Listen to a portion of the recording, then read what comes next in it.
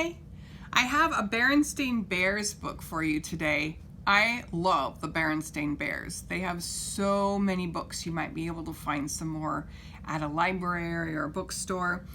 This one I wanted to read because it's perfect for our time in quarantine. We're all trying to find something to do, and this might give us some ideas. Are you ready? The Berenstain Bears, Think of Those in Need by Stan and Jan Berenstain. The Bear family enjoyed the good things in life as much as anyone else. They enjoyed good food and good times. What are they doing? What are some things that you can see?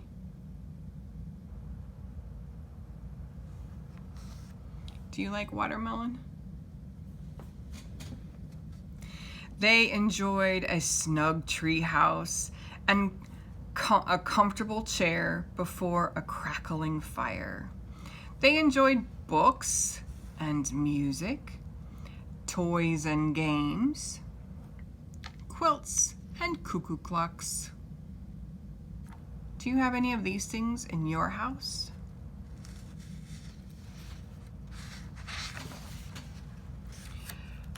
But sometimes it seemed, especially to Mama, that perhaps the bears were enjoying too much of a good thing. It was also clear to Mama, as she managed the treehouse, that they had a problem that came under the heading of too much stuff. Look. I see a toy on the stairs.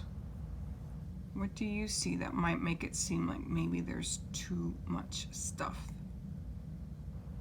Can you see the floor? Where would you put your feet on this floor? Do you have too much stuff in your house? Too much stuff in the closet. Oh no, she opened the door and look.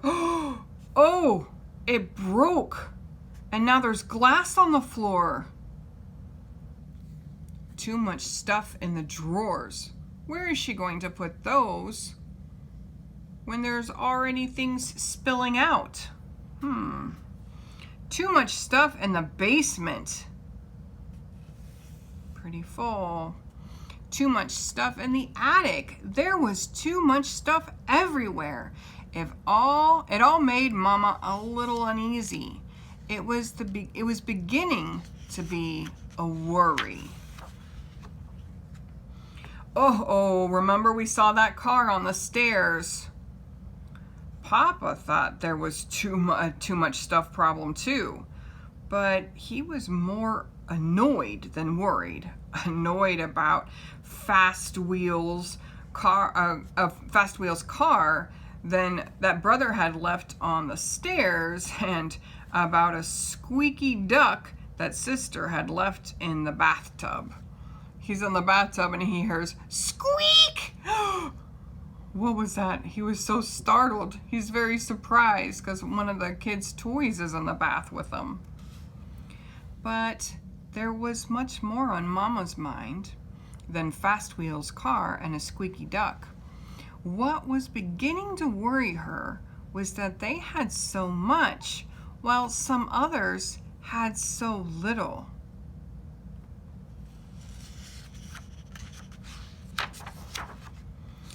And, as sometimes happens with a worry, when you go to bed, it can turn into a nightmare. That's what happened to Mama. Too much stuff, too much stuff. Look at, she's asleep and dreaming that she's being chased by all the stuff in the house. One night, she dreamed that all their stuff came to life and poured out of every drawer and closet and nook and cranny in the treehouse, chanting, "Too much stuff, too much stuff." "What's the matter?" asked Papa when Mama woke up screaming. "It was just a dream, my dear," Mama said. But though it was just a dream, she knew what she had to do. The next morning at breakfast, she made an announcement. "This family," she said firmly, "has altogether too much stuff. It's time to get rid of some of it." "Stuff?" said Brother. "What sort of stuff?" "Stuff like dolls with no heads," said Mama. "Broken airplane models, old puzzles, games that nobody plays." I lost my spot. "And fast wheel cars on the stairs and squeaky ducks in the bathtub," chimed in Papa. "Now, wait a minute," protested Sister. "That's all our stuff. What about some of your stuff?" "My stuff," said Papa. "Like what?" "Like your 17 fishing rods," said Brother. "And the zillions of old fishing magazines you have stacked up in the attic," added Sister. "But those are all valuable collectibles," said Papa. Mama groaned. "Oh." "Look who's groaning," said Papa. "What about those shelves and shelves of old cookbooks you never look at, and those bits of yarn and cloth you're never going to use?" "All right," Mama agreed. "I guess we all have a lot of things we don't really need. That's just my point. What should we do with it all?" The Bear family thought for a moment. "Hey," said Brother Bear, "let's have a yard sale and make a fortune." "Yeah, great idea," agreed Sister and Papa. But that was not what Mama had in mind. She had been thinking more and more about all of those folks who had so little, especially with Christmas coming on. But what could the Bear family do? Mama already had a plan in mind. First, she had Papa and the cubs go through all their stuff and make 3 piles. In one pile were things like old board games and puzzles. In another, all their forgotten but still good toys and sporting goods. And in another, clothes and furniture, extra cookbooks, and unused fishing rods. 3 piles. Everybody's working together. When the Bears piled everything into the car, there was hardly enough room left for them. Look at how full their car is. "Where are we going?" asked Sister. "First stop," Mama said, "is the Old Bears' Home." The Old Bears' Home was where older bears went to live when they needed help taking care of themselves. Nurses and doctors looked after them and made sure that they were in good health. But sometimes the older bears got a little lonely and bored. They liked visitors and things to do. It is so good to go visit people who are living in nursing homes. Not right now while we're on quarantine, though. That was part of Mama's plan.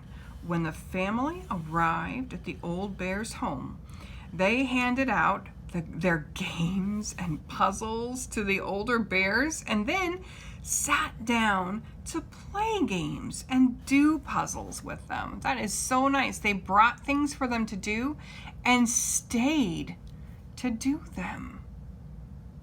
They like to visit people. I know I am very lonely on quarantine. I imagine they're lonely a lot of the time. At first, Brother and Sister were a little shy and embarrassed. The older bears were just so old.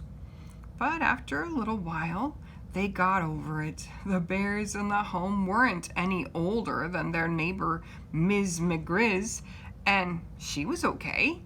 Soon they were having a fine time, and so were the older bears. They were all sorry when it was time to leave.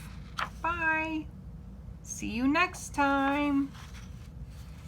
Their next stop was Beartown Young Cubs Hospital. Brother and sister knew about the hospital. Brother had gone there to get his ankle x-rayed the time that they thought it was broken, and sister had come along to watch. So they're going to the hospital now. The Bears dropped off their load of used toys. They were welcome. The hospital workers said the toys would be given out at the hospital children's party. On their way out, they saw a young bear in a wheelchair with his leg in a big cast.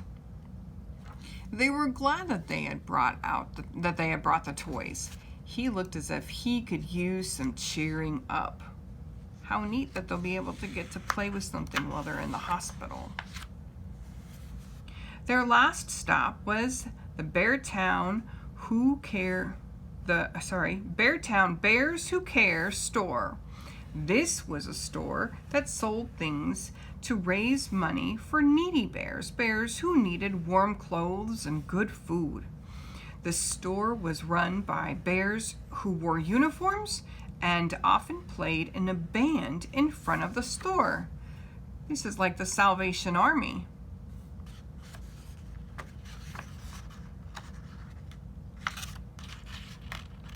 Come on, pages. Here we go. The bears lugged all their old clothes and furniture and stuff into the store, and on their way, they stopped to sing a few Christmas carols with the band. What fun to make music with people. There was a big iron pot out on the sidewalk for collecting money for the needy. Papa gave sister $1 to put in. They headed home with warm feelings about what they had done. They're feeling pretty good. They don't have their stuff, but they have happy hearts.